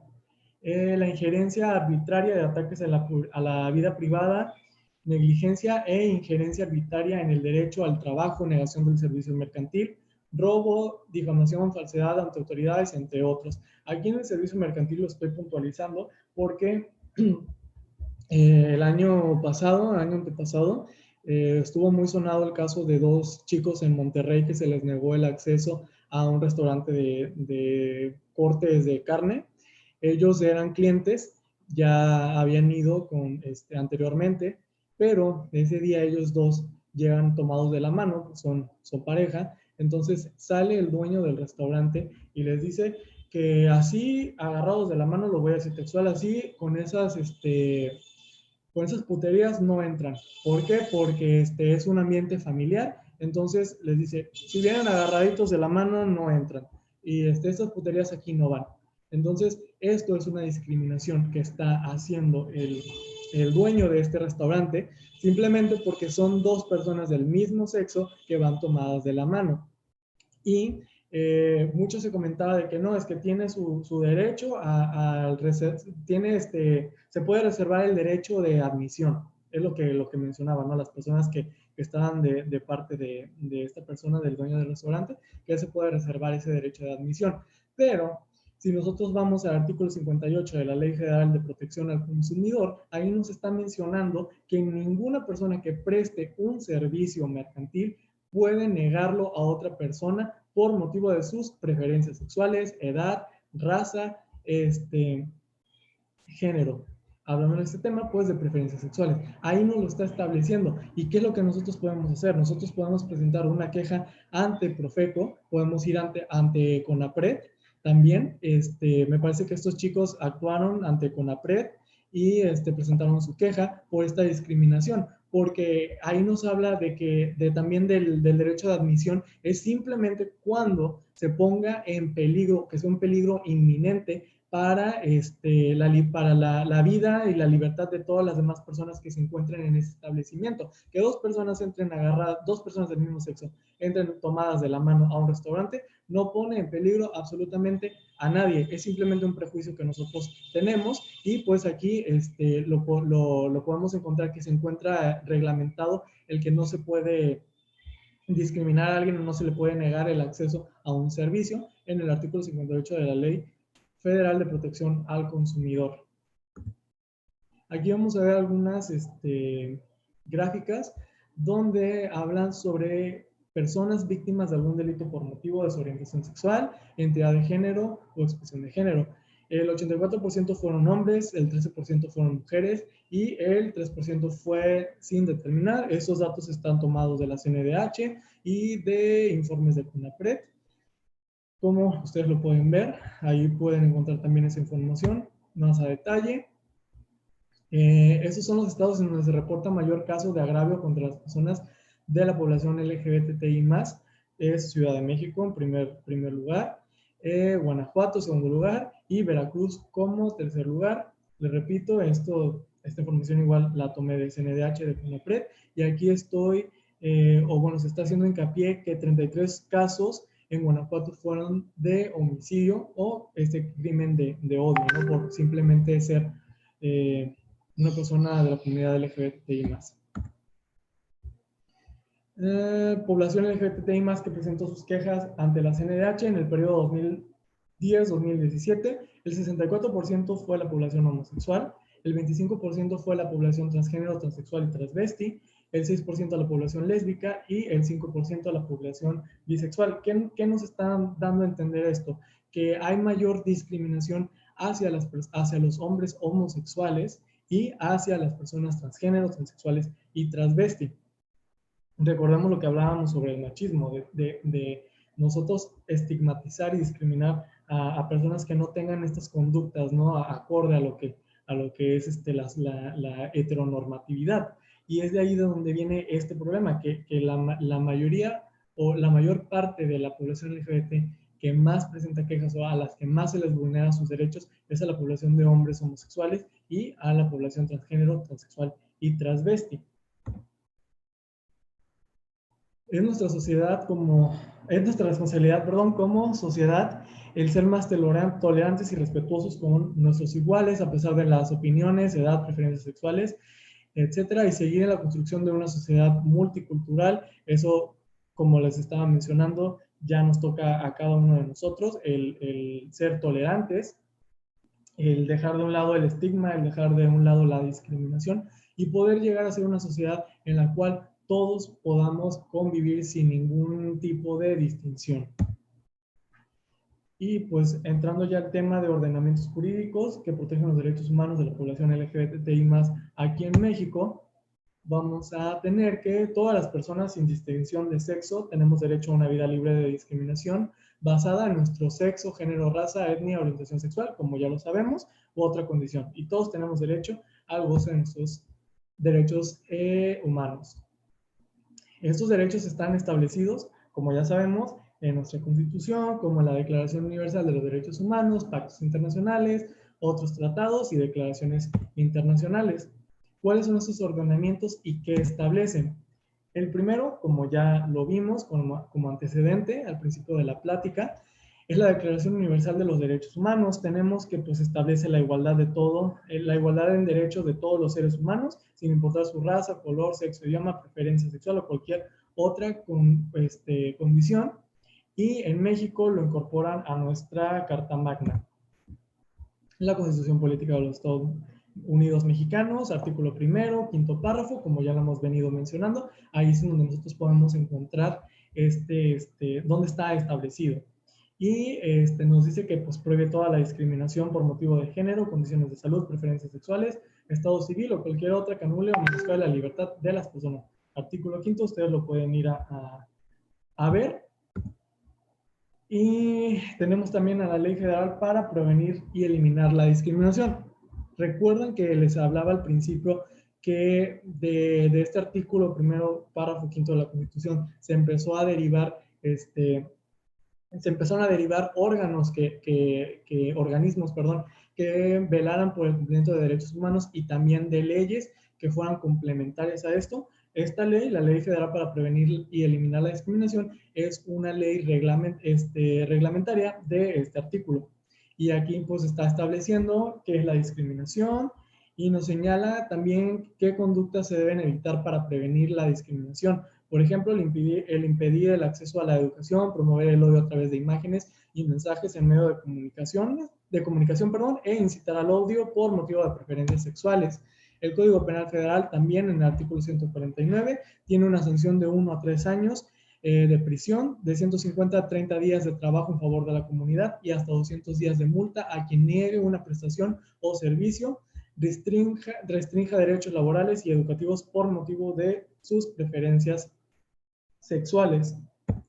Las constituciones estatales, que también les mencionaba al principio, estas constituciones políticas de cada estado contienen cláusulas antidiscriminatorias entre los estados cuya constitución no contiene, entre los estados cuyas constituciones no contiene prohibición expresa de discriminación por preferencia u orientación sexual, se encuentra Aguascalientes, Guerrero, Querétaro y Tamaulipas. En sus constituciones no hay ninguna prohibición expresa de la discriminación por preferencia sexual. Hablando aquí de Veracruz, en el artículo 196 en nuestro Código Penal para el Estado de Veracruz establece lo que es la sanción de 1 a 2 años de prisión, 100 días de trabajo en favor de la comunidad, a quien por motivo de preferencias sexuales provoque o incite al odio, niegue un servicio o prestación a la cual se tenga derecho, veje o excluya, niegue o restrinja derechos laborales. Estas conductas también contemplan a los servidores públicos. Aquí nosotros en el Estado de Veracruz tenemos tipificado como delito la discriminación o también el incitar al odio, como lo podemos ver en el artículo 196 de nuestro Código Penal para el Estado.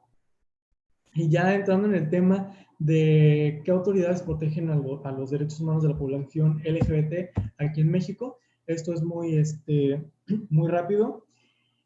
Comisión Nacional de Derechos Humanos, ya lo mencionamos, es el principal organismo que protege y que vela por el cumplimiento y garantiza los derechos humanos en México. Aquí pueden, bueno, ahí les dejé el link para que puedan ingresar.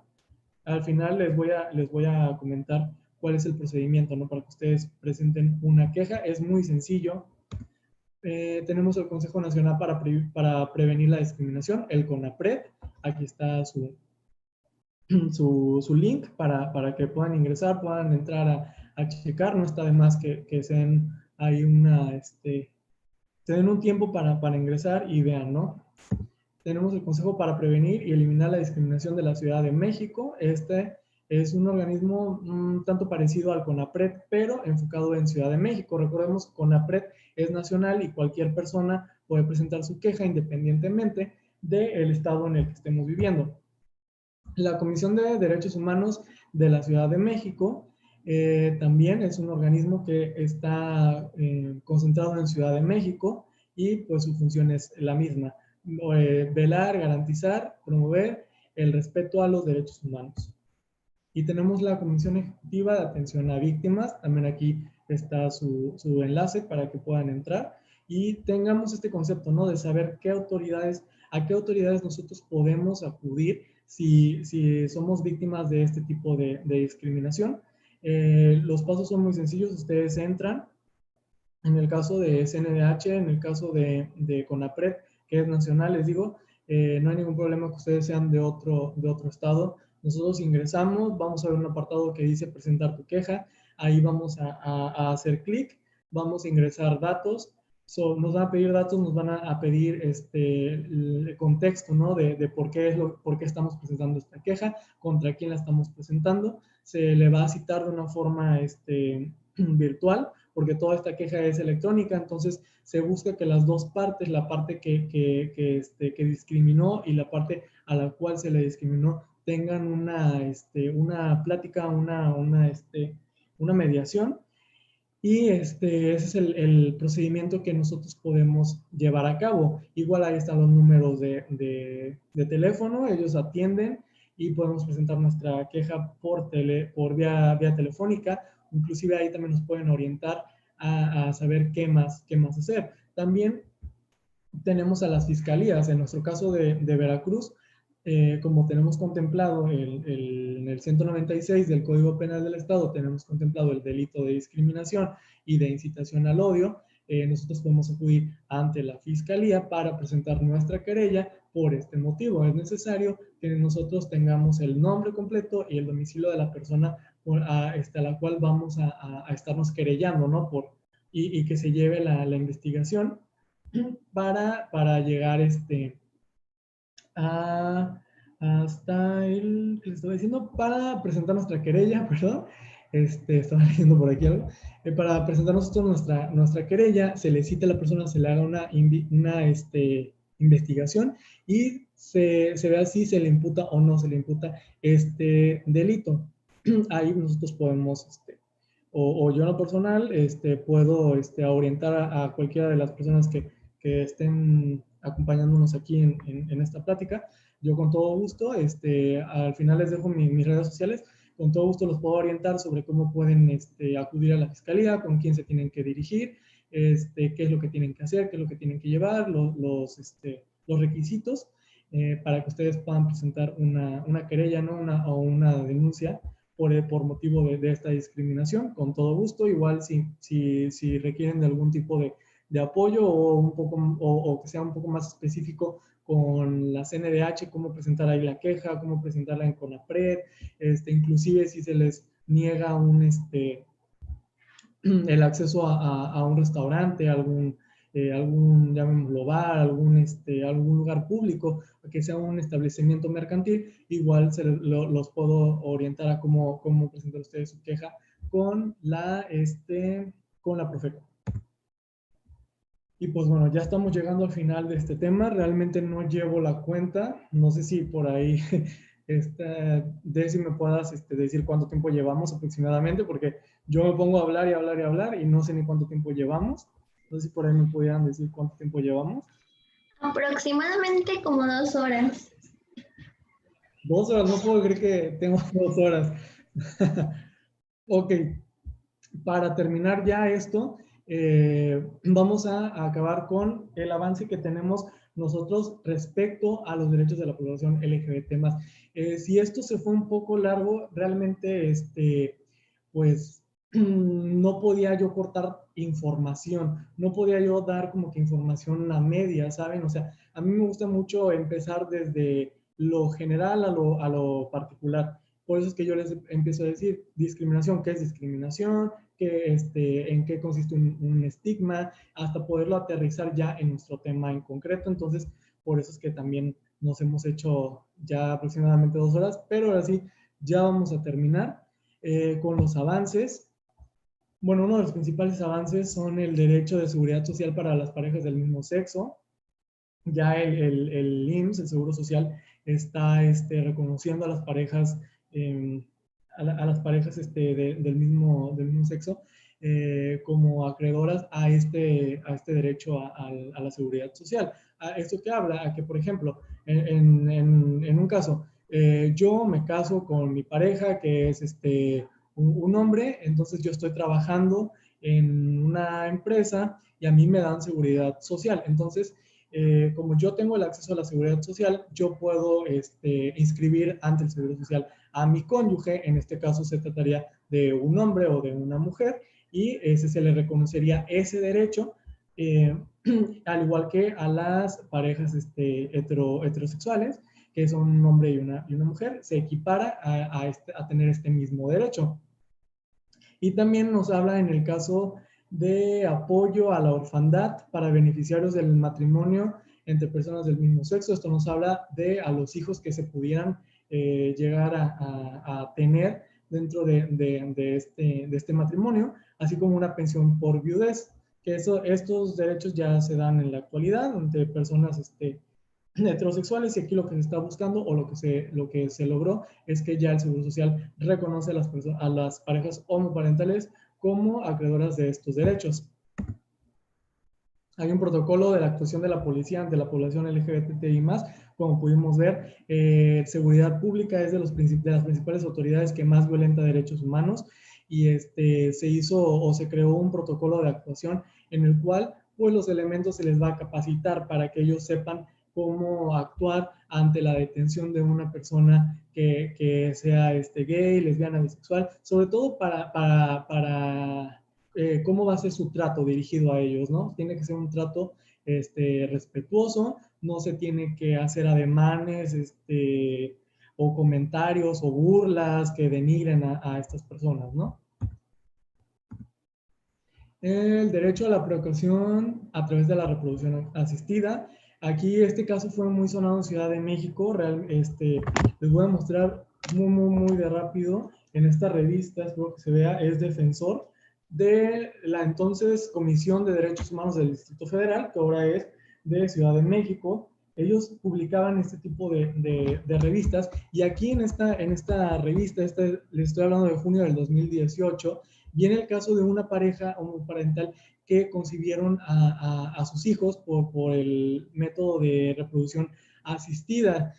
Aquí los compañeros que estudian medicina, yo creo que lo sabrán un poco mejor que yo. Yo sé un poquito más del lado legal, sabrán más en qué consiste, ¿no? Pero, pues, a grandes rasgos es que buscan o firman ellos un contrato para que una mujer sea la encargada de llevar un óvulo donado de un banco,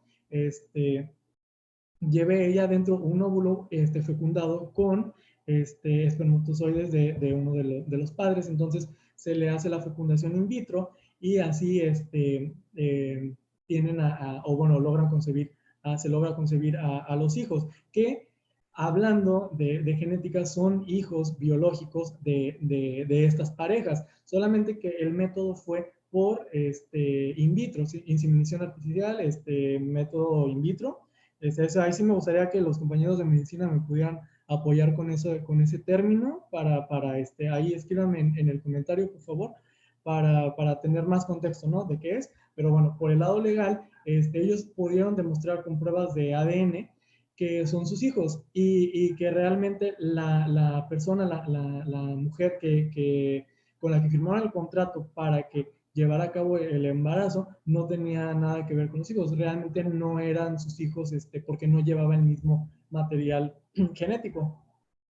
Fue una lucha que tuvieron en juzgados familiares. Los juzgados familiares no querían conocer de sus casos, se declaraban incompetentes hasta que ellos promovieron un amparo y ya fue que gracias al amparo el juez federal le ordenó al oficial de registro civil que se le registrara a los hijos con los apellidos de los dos, porque también el registro civil les decía, ok, no hay ningún problema, yo no los puedo registrar con los apellidos de los dos, porque esto no lo tengo yo legislado, o sea, no está legislado. Lo que puedo hacer es que puedo registrar a sus hijos con el apellido de uno solo, como si fuera un papá soltero, como si fuera una mamá soltera. Entonces, esta pareja no era lo que realmente buscaba. O sea, ¿por qué? Porque realmente si tenían el apellido de un solo padre, pues se iba a coartar mucho los derechos que los hijos pudieran tener también por parte de su otro padre o de su otra madre, ¿no? Entonces, llegaron al final, se le registró con el apellido de los dos y eso fue un antecedente que surgió ahí en Ciudad de México, y en la Constitución Política de la Ciudad de México ya se está estableciendo este derecho a la procreación a través de reproducción asistida. Eso ya es un hecho en la Constitución de Ciudad de México. Y bueno, vamos a finalizar con el matrimonio igualitario. Podemos observar, estos son los estados que ya tienen legalizado el matrimonio igualitario. También quiero hacer una pequeña mención que el matrimonio igualitario se refiere no solamente a las personas del mismo sexo, se refiere a un matrimonio en general, personas heterosexuales, lesbianas, homosexuales. De eso se trata un matrimonio igualitario, es no hacer ninguna distinción. Es a lo que se refiere, y pues está aprobado en todos estos estados. Todavía hay más estados que por ordenamiento de la Suprema Corte de Justicia lo llevan a cabo, pero a través de un juicio de amparo. Aquí en estos estados ustedes pueden ir directamente al registro civil, pueden presentar su formato para contraer matrimonio y se lleva sin ningún problema. En otros estados, por ejemplo aquí en Veracruz, nosotros no lo tenemos legislado, no lo tenemos legislado, no lo tenemos adicionado a nuestro Código Civil. Entonces, nosotros podemos hacerlo o podemos tener acceso a este derecho a través de un juicio de amparo. Nosotros vamos al juez, esperamos su negativa, ya que nos dan su negativa de que no podemos contraer matrimonio, lo hacemos nosotros por escrito para que ellos nos contesten por escrito, porque ojo, siempre que nosotros pidamos algo escrito a las autoridades, ellos tienen la obligación de contestárnoslo por escrito. Entonces, nosotros lo tenemos, eso va a ser una de nuestras pruebas para poder nosotros interponer el juicio de amparo. Con eso vamos a estar demostrando la negativa, y pues como la Suprema Corte de Justicia de la Nación declaró inconstitucional a todos los códigos de los estados donde dice que el matrimonio es la unión de un solo hombre y de una sola mujer con la finalidad de perpetuar la especie, lo declaró como violatorio de derechos humanos y discriminatorio. Y gracias a esta jurisprudencia de la Suprema Corte de Justicia es que cuando nosotros interponemos el juicio de amparo, se tiene que dictar la resolución a favor de las personas que están solicitando esta protección de sus derechos humanos, ¿no? Y pues el juez federal va a ordenarle al oficial del registro civil que lleve a cabo el matrimonio. Y pues no sé si tengan alguna duda sobre esos temas. Me parece que ya llegamos al final. Aquí están las redes sociales, me pueden encontrar así en Facebook, es mi Facebook personal, y la página es la página del despacho. Ahí pueden contactarse con nosotros, y con todo gusto, a título personal, si ustedes tienen alguna duda de cómo interponer una queja, si han sido víctimas de una discriminación, con todo gusto yo les puedo apoyar sobre todo el procedimiento que tienen que llevar a cabo. Y pues ahora sí que muchísimas gracias por acompañarnos, y Desi, si tienes algo que comentarnos. Bueno, estaremos dando un espacio para las dudas que tengan. Las pueden escribir en el chat para que sean respondidas. Y pues también les recuerdo de que si por favor nos pueden responder el test post conferencias, les vamos a dejar el link en los comentarios. Y igual para los que se registraron se les estaría enviando a su correo. Bueno, de acuerdo a hace rato sobre lo que mencionaste, Luis, sobre la discriminación, tuvimos unos comentarios. Por ejemplo, Diana Lorena nos puso: cuando subestiman tu potencial para hacer cosas que no están contemplados en el estereotipo de género. Alexia puso: cuando no eres del mismo estatus social que las personas que te rodean y por lo mismo te segregan o rechazan. Claro. También nos dijo: se discrimina mucho a las mujeres indígenas que quieren informarse sobre planificación familiar y casi las obligan a no tener hijos. Sí. Paula Águila nos puso: mucha de esta discriminación se debe a la forma de crianza del mexicano promedio debido al machismo y las doctrinas religiosas. Sí. Esos son los comentarios que escribieron hace rato. Me da mucho gusto que tengamos bien identificado, ¿no? Qué tipos de discriminación podemos tener nosotros hacia otras personas, así como sociedad mexicana. Claro, es obvio y me da gusto que lo sepamos reconocer, el cómo nosotros segregamos a otras personas por el hecho de que son mujeres, por el hecho de que es una persona indígena, o nosotros discriminamos a otra persona porque no lo creemos capaz de llegar a lograr algo, ¿no? Entonces, todo eso de la discriminación, les quiero compartir, las personas que nos vean de Ciudad de México o que tengan la oportunidad de ir a Ciudad de México, les recomiendo muchísimo el acudir al Museo de Memoria y Tolerancia. Realmente el eslogan dice: entras siendo una persona y sales siendo otra. Y realmente que sí, es un museo que yo les recomiendo bastante. Ahí vamos a poder aprender un poco más de todas las atrocidades que hemos cometido como seres humanos a lo largo de la historia por motivo de estas discriminaciones, ¿no? Cómo hemos discriminado, cómo esta discriminación se ha convertido en un odio y cómo este odio llegó a